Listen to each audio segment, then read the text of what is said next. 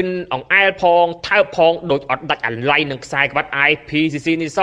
បញ្ជាពីការប្រកួតការពារហ្នឹងគឺគាត់ធ្លាប់ការពារបានសម្រាប់ចំនួន2ដងហើយលើកទី1ប៉ះជាមួយកីឡាករសារ៉ាអាមេរិកប៊ូតុនអ៊ីវ៉ាន់លើកទី2ប៉ះជាមួយនឹងម៉ូអាប់ដូរ៉ាម៉ាន់គណៈលើកទី3យើងប្លែករសជាតិថ្មីទៅការពារដល់ក្រៅប្រទេសនៅទឹកដីទ្វីបអឺរ៉ុបគឺប្រទេសអេស្ប៉ាញគណៈថ្ងៃស្អែកអេអាមរិនក៏ដូចជាកីឡាករ3រូបផ្សេងទៀតនឹងធ្វើដំណើរហោះហើរទៅកាន់ប្រទេសអេស្ប៉ាញហើយដូច្នេះបងប្អូនមានអ្វីជូនពរកីឡាករអេអាមរិនបឋមក៏ដូចជាកីឡាករ3រូបផ្សេងទៀតទេក្នុងដំណើរផ្សព្វផ្សាយគុណខ្មែរនាទឹកដីប្រទេសអេស្ប៉ាញ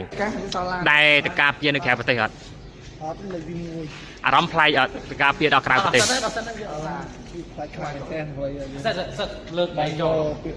IPCC គុណខ្មែររបស់យើងបានទៅផ្សព្វផ្សាយដល់ប្រទេសហើយទៀតយើងបានតែយើងបានទៅតាមឡានជាងហោគ្នាទៅស្ប៉ាញហើយធម្មតាបានថតឡាយនេះទៅលក់នេះដល់កាហ្នឹងខ្ញុំនឹង